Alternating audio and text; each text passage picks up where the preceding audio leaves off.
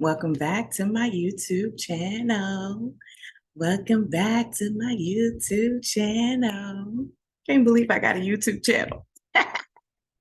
But anyway, Malika here. How you doing? How you been? I am Malika, the founder and financial coach of Fabulous Financials.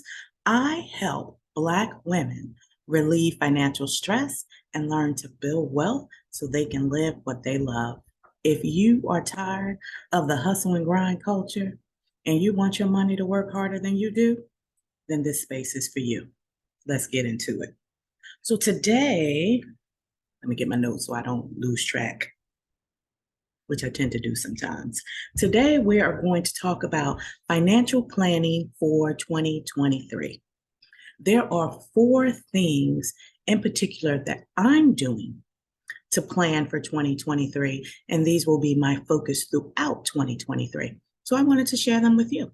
Want to hear it? Here goes. Let's see. The first thing that I plan to focus on in 2023 is my savings. The first thing I plan to focus on is my savings. Why am I focused on my savings first and foremost? And why you should focus on your savings as well is because unless you've been living under a rock, you know we're in a recession. You know that all the media has been talking about all year is the doom and gloom of the recession and how things are going to get worse in 2023. So, sis, I'm here to tell you, I am getting financially prepared, and I think you should get financially prepared too. The general rule of thumb for your savings should be 3 to 6 months of your living expenses, not your salary, but your living expenses.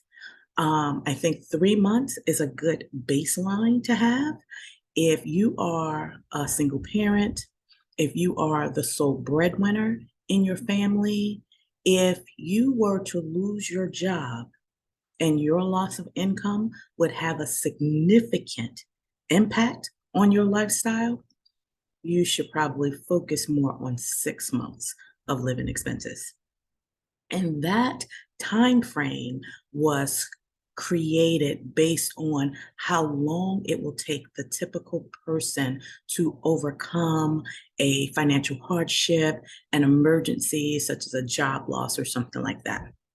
So for me, the way I plan to focus on my savings for 2023 is I am planning to save another year's worth of expenses. The reason why I'm saving so much is because I have no job. I have no job.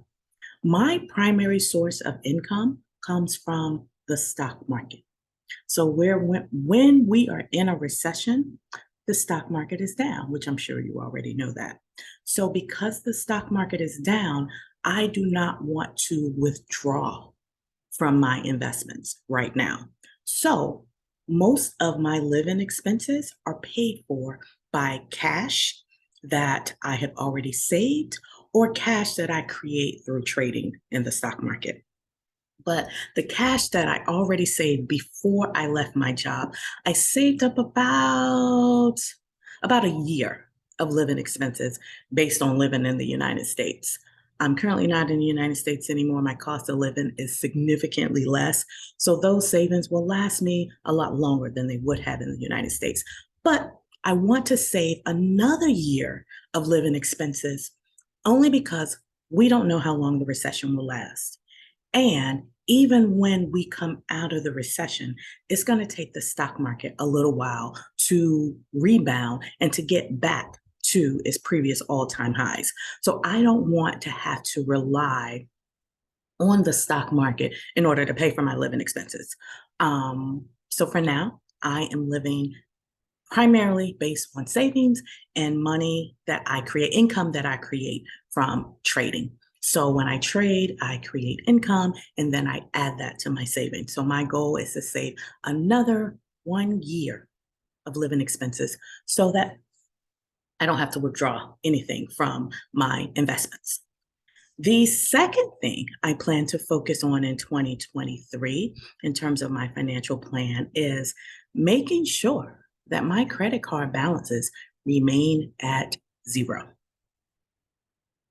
Yes, I said zero. I am debt free. I have no debt. A- Actually, let me correct that. The only debt I have are mortgage balances that I have on rental properties that I own in the United States. But I have tenants in all of those properties, and those tenants pay the mortgage, and I also cash flow profit every month from collecting the rent from the tenants. But other than my mortgage balances, I am debt free. So I'm consumer debt free. I have no personal loans. I have no student loans. I have no credit card debt or anything like that. I will review all of my credit cards that I use. Four I use occasionally throughout the year, and one I use for everyday expenses. But all of them, I pay the balance off in full every month. So I need to review my finances to prepare for 2023 to ensure that those balances are zero. So I'm starting the new year with zero balances. So if any of those credit cards have balances right now, I will pay them all off in full. The reason why it's important for me to start the new year with zero consumer debt, and I would strongly suggest it for you too, if it's possible, is because remember when I said we're currently in a recession? Well, you probably also know that inflation is really high. And we'll talk about all of these terms in a little more detail in future videos. But you probably know that inflation is really high. And when inflation is really high, one of the things that the government does is raise interest rates in order to lower inflation. And right now, the government is in the process of raising interest rates. It has raised interest rates this year in 2022 so far, I want to say 5 or 6 times. And inflation is still high. It's still around 8%. The average inflation rate is between 2 and 3%. So inflation is really, really high. So until inflation gets back down to that average of 2 to 3%, the Federal Reserve will continue raising interest rates in order to get that inflation rate back down to normal. So what happens when the Federal Reserve raises interest rates? It eventually trickles down to all of the interest rates that affects consumer debt. So if you have any credit card debt, if your interest rate is currently, let's say 18, 20%, which is probably about the average interest rates on credit cards when you carry a balance, as the feds increase interest rates, the interest rates on your credit cards are going to go higher as well. So if you can, pay those balances off as you're planning for the new year or as one of your goals for the new year, because the higher the interest rate, the more expensive that loan that you borrowed. So if you bought, let's say, a pair of jeans for $60 and they were on sale for $49.99 and you thought you were getting a great deal and you put it on a credit card, the interest rate on that credit card is so high, it basically washes away the sale and the great deal you thought you were getting, because those $50 jeans are now probably like $80 if you're paying compounded interest on that credit card. So yes, if it's possible, pay that credit card balance off in full or make that a priority for 2023. The third thing I plan to focus on as I'm financially planning for 2023 and that I will focus on throughout next year are my investments. So remember when I said I trade for income? I also have a coaching business too. So I have various sources of income, and I'll do a video on that in the future as well, all my sources of income. But as I generate income, after I complete my first priority of rebuilding, well, not rebuilding, but increasing my savings, I plan to invest in my long-term accounts. So I have several long-term investment accounts, and two of them are going to be my priority for 2023. My HSA and my IRA. And I'll talk more about them in future videos. But the HSA is my health savings account that's associated with my health insurance plan. And then my IRA is an individual retirement account. It's an account that I highly recommend that all of us have because there's so many tax benefits. And again, I'll talk about that a little more in future videos. So I plan to contribute the maximum that the IRS allows into my HSA and my IRA because although I am living a life of leisure and I don't technically work, um, I'm not really retired in terms of traditional retirement age. So I'm still feeding my retirement accounts.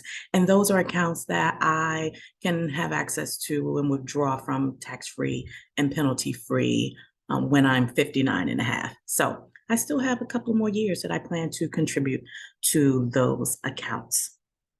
If you do not have an investment account, I think an IRA is a great account to start with because, again, there are so many tax advantages to having an IRA. And if you want a video on what an IRA is and more details about it, leave a comment below and let me know, and I will create that for you. Number 4, the last thing that I will focus on in 2023 for financial planning, something that I'm so ashamed of. The reason why I am making this face, just the thought of it, is because I have been procrastinating so much on this last task, but it's so important. So I'm going to put it out there. I'm going to share it because I need to hold myself accountable and get this done. But it's something that you should consider as well. What is number 4? You may be wondering. Girl, I need to get my affairs in order. I need to get my affairs in order. And what I mean by that is, do you have a power of attorney? Do you have a healthcare directive? Like, okay, I have a will. So if I were to pass away tomorrow, which that's something that should be part of your financial planning too. So if you don't have a will, get you one. And it does not matter how much money you have, how many assets you own, everyone needs a will, especially if you have children. But anyway, so I have a will. So if I were to pass away, my family has a document that outlines all of my final wishes. I also have a trust that owns my assets because technically I own nothing. My trust owns everything. Another video for the future. So much I have to share with you, but my assets are in a trust. So I have a trust that will manage my assets for me when I'm gone. But because of a recent experience this year with a friend and some of our conversations, it just occurred to me that I have no documents that dictate my wishes while I'm still alive. I mean, like, let's say you're having surgery and something goes wrong and you can't speak. You're not dead. So your will and your trust is not effective. But who can speak on your behalf? Who can tell the doctor in the hospital, the medical professionals, what's in your best interest or what you desire? Who can go into your bank account to continue paying your bills? You have a mortgage to pay, or rent to pay, or utility bills to pay. I mean, God forbid, hopefully, whatever's wrong, you're going to overcome it eventually, and you need a home to go back to. But if nobody's paying that mortgage or have access to your money to pay that mortgage or know how to pay the mortgage, you may not have a home to go back to. Or if your utility bills are not getting paid and your lights get cut off while you're in the hospital, while you're incapacitated for however long, you're going to have food going bad in the refrigerator. Does anybody have a key to your home? Does anybody know how to pay the utility bills to keep the lights and the water and the gas on so that your pipes don't freeze in the winter? Things like that. So it, it just occurred to me this year that I don't have any of those things established. And it's even more important because I live abroad. So while I created certain resources for my family before I left to be able to access things like my emergency travel insurance documents that will cover me for like an emergency evacuation or repatriation, or if I were to pass away here to get my body back to the United States. So I have that type of insurance to cover that. And my family has access to the files where all of that is kept. They have access to the files. It has a copy of my passport, that has a copy of my residence card here in the country that I'm living in, that has a copy of my driver's license front and back. One of my family members is an authorized user on one of my credit cards to pay for expenses in the case of emergency. Let's say he may need to book a flight to come here because I need someone to come here to be with me, or any type of emergency. So I wanted my family to have access to cash. So in the event of an emergency, they wouldn't have to worry about money. So I have those basic things established. But when you think about the actual emergencies happening in real time, that didn't even occur to me. So, girl, I need to establish a power of attorney.